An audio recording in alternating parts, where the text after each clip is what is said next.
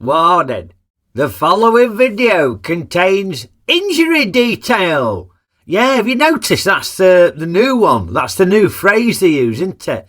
On the old warnings. Injury detail. Yeah, don't get me wrong, it ain't too bad. I won't be able to stomach my tea if it were too bad. But it's not too bad. But I just thought I'd chuck the warning in. Much of the violence in this, has got to be said, is pretty stupid. But yeah, spot of injury detail. And spoilers. Spoilers. I use the term spoilers, but really, if you've been watching this film for 2 minutes and you ain't predicted exactly what's going to happen, then you deserve it spoiling for you any road, to be honest with you, because it's so bloody predictable. Anyway, that's my warnings. Okeydoo.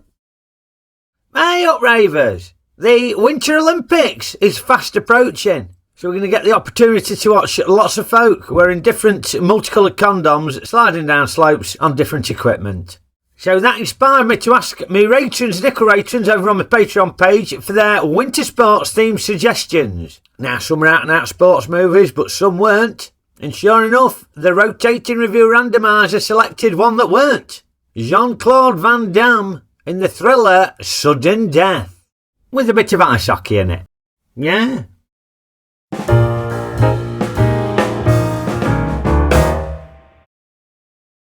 Now, my hometown, Nottingham, has got a very successful ice hockey team, the Nottingham Panthers. Been around donkey's years, they have.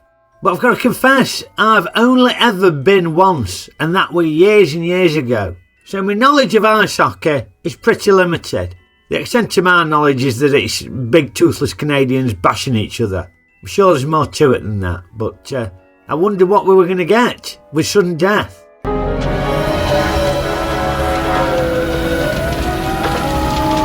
Well, no ice hockey to start off with. Instead, we've got the fire brigade dealing with an emergency. And Jean Claude Van Damme is a fireman who's looking after this ickle girl. He's shielding her, you see, protecting her until the cavalry come to get them out of there. They're obviously trapped. But they're too late because there's a bit of a collapse and all this debris falls on her. Well, he's not done a great job of shielding her, has he? Because he's absolutely fine and she's dead. So, well, he's going to have to live with that, isn't he? Now, we fast forward a couple of years, and it's game day. 4 hours until face-off, like your kick-off. I mean, they could hardly call it puck-off, could they? And it's the last game of the Stanley Cup Finals Series. Culmination of the season, basically. Whoever wins will be champions. And the Vice President is going to watch, so they're ramping up the security, which is getting on everybody's wick. And we see these gentlemen who are presumably on the way to work as security at the ice stadium. But this bloke drives right up their arse and then proceeds to murder them and nick their security passes. So something dodgy is going down, and presumably it's going to involve the Vice President. I don't think anybody's going to get any prizes for guessing that. Now, in the meantime, Jean Claude Van Damme, playing Darren McCord, turns up at his estranged wife's house unannounced to see if he can take the kids off for the evening. His wife ain't best pleased with this. She's obviously got a track record of doing this before. But her new fella isn't a knob and has worked out what's going on. Looks like those might be Penguin tickets. They are. Yeah, he knows the kids would rather spend the night at the ice hockey than with his mum and her mum's new fancy man. But hang on, there's only 2 tickets. I'm working at the arena. You're back to work, Dad? Your dad's a fire inspector at the game. It's very important work. So we're very neatly finding out that he jacked in being a proper fireman. Presumably the PTSD after that incident was just too much. So now he's the fire marshal for the ice stadium, which allows him to swan about wherever he wants, so he can show off to his kid by taking him to the dressing room and meeting all the players. Now, I don't know out about 1990s ice hockey, so are these real players or are these actors? Because you often get real players playing the sends in these sorts of things, don't you? Seen loads of British sports stars making appearances in telly and films over the years, ain't there? With mixed results, got to be fair, although my lad Dino assures me that the worst is the then England football captain Brian Robson appearing in the kids' TV programme Joss's Giants. Good to see you, kidder. How's the horses treating you? God, that's not good, is it? Hard work, same as ever. Just like this programme. Yeah, he ain't winning any BAFTAs, is he? That is bloody awful. Good luck, Brian. See ya. See you, Roger. Anyway, whilst meeting the players in the locker room, we learn this nugget of information. You play hockey, Tyler? No, but my dad played. He was a goalie. Now, I'm sure that information is of zero consequence and will have no relevance whatsoever to any other scenes in the movie. Oh look, Toothless Canadian. There you go, I do know what I'm talking about. Anyway, while this is going on, the baddies are getting organised, and we can see they're sorting out some fake security passes. Something very dodgy's going down. Who's at the centre of it? Powers Booth. Powers Booth. He always gives good value, does Powers Booth. Fun name to say as well. Powers Booth. Anyway, the evil Powers Booth and his evil men have taken the chef's wife hostage, and they're going to force him to take them up to the hospitality box where the vice president is. So we're almost at puck-off, and McCord has found his kids their seats in the crowd, and the national anthem is being sung by Howard Jones, and the scene is set for evil Powers Booth and his evil men to start murdering everybody. Yes, and after they've taken the vice president and all these other folk hostage, evil Powers Booth's plan is to hold them to ransom for millions of dollars, otherwise he's going to blow up the arena with all the fans in it. It's basically Die Hard in a different shaped building. But crucially, it ain't as good as Die Hard. Not by a long shot. First of all, the characters ain't as good. The evilness of the baddies is really laid on with a trowel. It's not very subtle. The way they communicate that the baddies are evil is just by having them murder everybody. Whereas in Die Hard, Alan Dickman, he didn't have to murder loads of people to be evil. Nice suit. John Phillips, London. I have two myself. It was just in his performance, weren't it? Alright, admittedly he did murder some people. But it was just, I don't know, it was just more threatening. I don't know how I did it. It was just a better performance. Don't get me wrong, I do like Powers Booth, but Dickman, he ain't. And the other thing with Die Hard is Bruce Willis's character. He's just like a sort of everyman bloke. Yeah, he's a copper, but he seems out of his depth. Whereas Jean Claude Van Damme in this, they don't explain why, but his ex-fireman Darren McCord just happens to be a world-class kickboxer. So straight away, in any of the fight scenes, that makes him the favourite, doesn't it? Whereas John McClane, when he was scrapping, he always seemed to be out of his depth, improvising, just do whatever it takes to get the job done.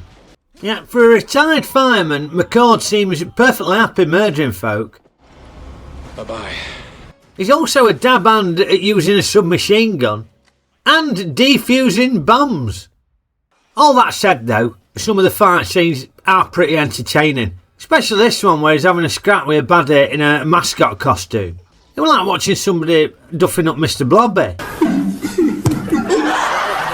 And I don't know if it was supposed to be deliberately funny, but when he kept getting his head pressed precariously close to ever-increasingly hazardous objects, it did make me laugh. It was like watching Naked Gun or something like that. Oh no, not the grill, not the grill. Oh no, not the chip fat, not the chip fat. Oh no, not the meat tenderizer. I tell you what, Van Damme's good at the gurning though, isn't he? Mid-fight and he's telling the story with his gurning, eyeing up the peppers as a potential weapon. Excellent gurning, very good, very good. My favourite bit with this when he shoves the mascot's head up into the blades of the fan. That was good, that. Oh, good bit of injury detail, that, isn't it? But there's plenty more stupid bits. For starters, he's supposed to be the health and safety bloke. Look at the state of that, just running across them chairs. You wouldn't pass that in a risk assessment, would you? But yeah, as he's running to try and escape from some baddies, he ends up putting on a hockey outfit to hide from them. And of course he ends up on the ice, doesn't he? Ends up in goal and manages to produce a crucial save. And everybody goes crackers, don't they? But anybody who knows anything about sport will know that he's an unregistered player. So, they're going to have the victory taken off them there. They'll lose that by default. Stupid. But perhaps the most stupid bit has to be when Powers Booth cops it at the end. For starters, he's put a disguise on that makes him look like a 1970s porn star. And then instead of just walking out of the arena with everybody else, he just draws attention to his son by kidnapping McCord's daughter. He could have legged it, the pillock. And instead of blending into the crowd and walking out the front door with everybody else, he tries to escape in a chopper.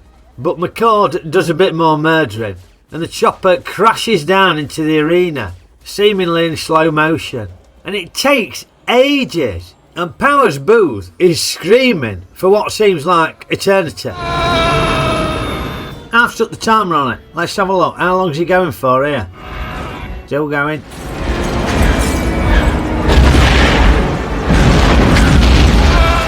Still going. Still going.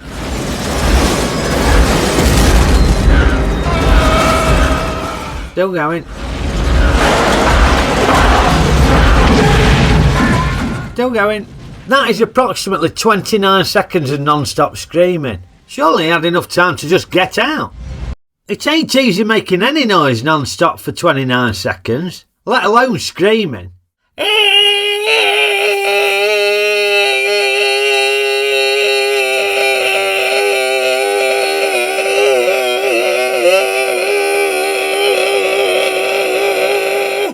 How long was that? 13.5 seconds, that's my point proven, isn't it? Bloody hell, crack, you need better breath control than Bill Withers on Lovely Day, don't you? Okeydoo, on to Ray's ratings. Well, yeah, I'll be honest, I weren't expecting a lot from this. Maybe a 2-star film? Now, what did I get? Well, yeah, it were entertaining, to be fair, we're entertained. We're a tenny good, it were cobblers, it were crap. But, yeah, I thought we were alright, you know, I was entertained for the hour and a half it were on. It didn't drag, rackled along. There were some funny bits in it. I don't know if they were intentionally funny, but they made me laugh. You know, yeah, we're alright. So I'm rating Sudden Death a 2.5 star, 2-star film. Now, as I mentioned at the start, I've only ever been to see the Nottingham Panthers play once. It's a regret, I'd like to go. I mean, it looks great, doesn't it? It looks like a cracking night out, that really does. Well, say, I've been there once. Because back when Maxine was a teenager, she was doing a school project about ice hockey. And I dutifully took her to a game. I say dutifully, I was keen to go. But this was the old ice stadium, before they built the new arena. So it didn't look like this, it looked like that. But to say we're underwhelmed would be an understatement. The warm-ups were pretty good, and it were exciting when the players came out, but as soon as the game pucked off, all we could see were torsos whizzing around above the barriers, because we got the last 2 seats available, crappiest seats in the house, next to that Lucasade machine. Couldn't see a sodding thing. Hey, Maxine didn't moan though, to be fair. We took some photos for a school project, and we had a fun dad and daughter evening. Yeah, Maxine didn't moan. Unlike McCall's kids in Sudden Death. Bet you're wondering where they go on the annoying kidometer, aren't you? Daughter weren't so bad. She were annoying. The son, oh, what an ungrateful shit he was.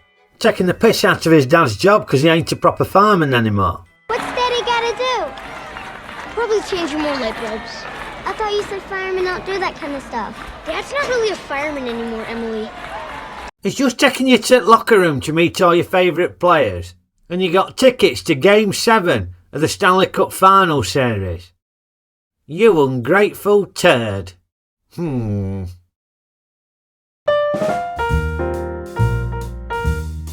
I hope you enjoyed my review of Sudden Death Rayvers. And if you did, poke the old like button for me. Give it a good old poke. Maybe whack it with a hockey stick, like one at Pittsburgh Penguins. Yeah, and remember to share our reviews with your mates and subscribe to the channel if you ain't already a subscriber. Much appreciated. As for the great comments you lot pop on, I love reading them. Apologies if I don't get around to responding to them all, but yeah, it's great. Always love catching up on the comments from you lot. Great stuff.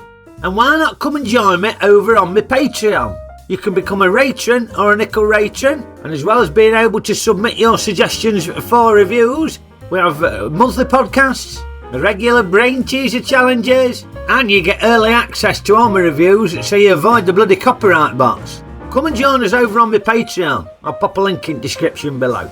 And copyright box permitting, I'll be back with another review for you very soon. So I will see you next time. Okeydoo!